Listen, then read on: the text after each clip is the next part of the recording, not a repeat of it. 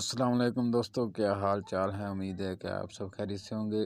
अल्लाह ताला आप सबको अपने हिफ्ज़ व मान में रखे। आज दोस्त अहबाब के लिए मैं एक बहुत ही अहम मालूमात लेकर आया हूँ। जो दोस्त अहबाब को नहीं पता वो इन चीज़ों को अच्छी तरह से नशी कर ले। ये बहुत ही काम की चीज़ें हैं जो मैं आप दोस्तों को बता रहा हूँ।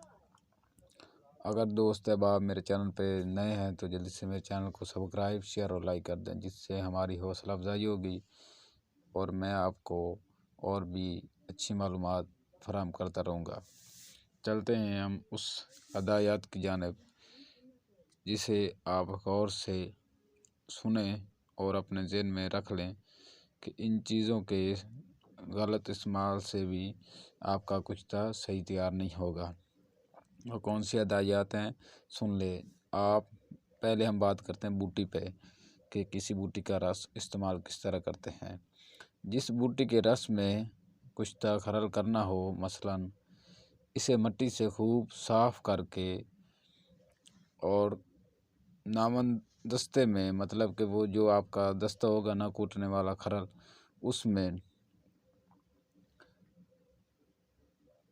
उसमें खूब कूटें कि मालदा बन जाए। फिर कपड़े में निचोड़ कर रस निकालें। इस रस को चीनी, शीशे या कलीदार बर्तन के सिवा और किसी चीज़ में हरगज़ ना रखें। ये निहायत ही ज़रूरी है।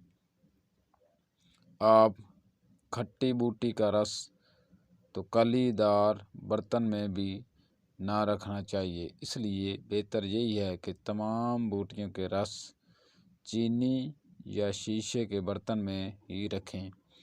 कली के बर्तन का ख्याल भी छोड़ दें। कपड़े में निचोड़ा हुआ बूटी का रस गाढ़ा होगा। इस हालत में हरगज़ इस्तेमाल में ना लाना चाहिए, बल्कि किसी घंटे तक किसी महफूज जगह ढाँप कर रखा रहने दें और फिर दूसरे बर्तन में आस्था से नितार इसका उतार लें और मैल नीचे रह जाएगी और साफ़ पानी ऊपर नितर आता है। दूसरी दफ़ा फिर इसी तरह से कई घंटा साकन, मतलब कि कई घंटा ठहर कर दूसरे बर्तन में नितार लें। ज़रूरत हो तो तीसरी दफ़ा भी नितार लें, हत्ता कि बूटी का पानी बिल्कुल पतला और साफ़ हो जाए। इस तरह आप इन रसों को इस्तेमाल करें और इन चीज़ों का ख्याल रखें। अब हम बात करते हैं, जिस तरह हम एक दिन जा रहे थे दिल्ली के बाज़ार में हम जा रहे थे तो वहाँ एक मशहूर हकीम की दुकान थी। वो एक बूटी का रस निकाल रहा था। वो था तुलसी का रस निकाल रहा था। वो गाढ़ा था रस, और वो गाढ़े ही रस को डालकर खरल करने लगा। इस तरह हम बड़े बड़े चोटी के हकीम कुश्ते साजी के फ़न में ये देखें कैसियाँ गलतियाँ करते हैं। फिर कहते हैं कि इन चीज़ों का हमें फ़ायदा नहीं होता। ये बहुत ही काम की चीज़ें हैं जो हमने सालों मेहनत से हासिल की हैं और आप दोस्तों के लिए हम अपनी की हुई मेहनत आपको बता रहे हैं। इसलिए आप दोस्तों से गुजारिश है कि हमारे चैनल को शेयर करें ज़्यादा से ज़्यादा और सब्सक्राइब भी करें, क्योंकि हमारी सालों की मेहनत जो है वो रंग लाए और आप दोस्तों को भी फ़ायदा हो और हमें भी बताने का फ़ायदा हो। अब हम बात करते हैं खरल करते वक़्त बूटी का रस इतना ही खरल में डालना चाहिए जितने से दवा लई की तरह पतली हो जाए और इसके खरल करने में आसानी रहे। इससे ज़्यादा रस डाला जाए तो कुश्ता की पिसाई पूरी सख्ती से नहीं हो सकती। रस भी जल्द ख़त्म हो जाता है, इसलिए कुश्ता की پسائی کی مدت میں بھی کمی ہو جاتی ہے۔ دونوں صورتوں میں نتیجہ خراب ہوتا ہے، اس لیے محنت سے بھی جی نہ چرانا چاہیے۔ اتنا ہی رس ڈالنا چاہیے جتنا 15 منٹ یا 20 منٹ کی پسائی سے آسانی سے خشک ہو جائے۔ اب ہم آپ کو کھرل کے بارے میں بتاتے ہیں کہ یہ ہمارے استاد محترم کیا فرماتے تھے کھرل کے بارے میں۔ کھرل کرنے میں نہایت ہی محنت سے کام لینا چاہیے۔ کھرل کرنے کا مقصد بوٹیوں کا رس خشک کرنا ہی نہیں بلکہ کشتے والی چیزوں کے ذرات کو باریک حد تک باریک اور لطیف بنانا ہے۔ اس لیے جتنے روز اور سختی سے پسائی ہوگی،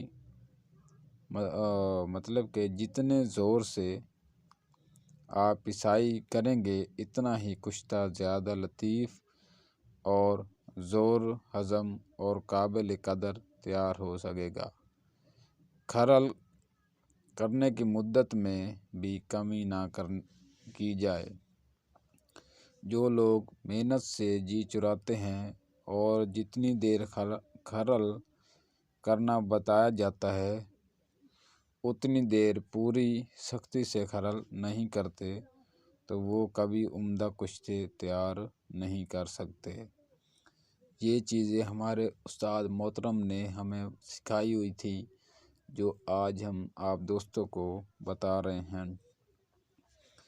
اب ہم آپ کو بتاتے ہیں کہ کھرل کرنے کے بعد ہمیں کیا کرنا چاہیے۔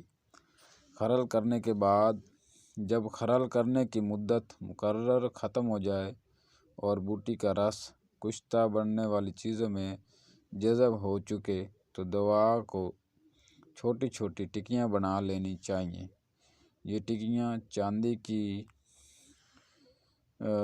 دونی سے لے کر اٹھنی تک جم میں ہو سکتی ہیں۔ مثلاً سونے کا کشتہ بن رہا ہو تو ڈولی کے برابر گول اور تقریباً اتنی ہی پتلی پتلی ٹکیاں بنائیں جو فولاد وغیرہ کا کشتہ ہو۔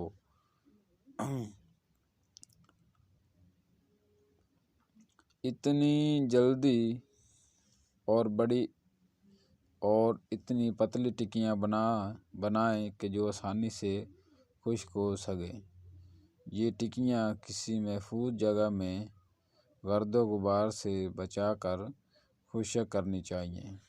ان کے بالکل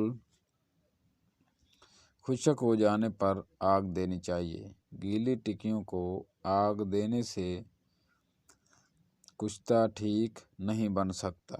بعض کشتوں کی ترکیب میں یہ بات پائی جاتی ہے کہ جس برتن میں کشتہ بننے والی چیز ڈالی جاتی ہے اس میں کسی بوٹی مثلاً گھی، کوار وغیرہ کا رس ڈالنا ہوتا ہے۔ ایسی صورتوں میں خشک کا خیال نہ کرنا چاہیے۔ ان صورتوں میں پہلے دوا بوٹی کے رس میں بھیگتی ہے پھر کشتہ بن جاتی ہے۔ اگلی ویڈیو میں ہم آپ کو بتائیں گے کہ کوزہ جو ہوتا ہے جس کو ہم کہتے ہیں کہ کسی کوزے میں ڈال کر گل حکمت کر کے اس کو اس طرح استعمال کریں، اس طرح ہم کوزے کے بارے میں آپ کو اگلی ویڈیو میں بتائیں گے۔ ہماری ویڈیو تھوڑی سی لمبی ہو جاتی ہے اس لیے اس میں پریشان نہ ہونا، کیونکہ میں آپ کو کام کی چیزیں بتاتا ہوں جس سے آپ کے علم میں اضافہ ہو۔ تو ملتے ہیں دوستو اگلی ویڈیو میں، تب تک کے لیے اپنا خیال رکھیں۔ اللہ حافظ۔